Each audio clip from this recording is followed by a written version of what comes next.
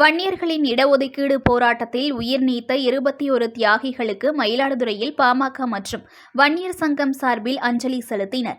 மயிலாடுதுறை கேணிக்கரை பகுதியில் பாட்டாளி மக்கள் கட்சி மற்றும் வன்னியர் சங்கம் சார்பில் வன்னியர்களின் இடஒதுக்கீடு போராட்டத்தில் உயிர் தியாகம் செய்த 21 தியாகிகளின் உருவப்படத்திற்கு மலர் தூவி அஞ்சலி மற்றும் வீர வணக்கம் செலுத்தும் நிகழ்ச்சி நடைபெற்றது.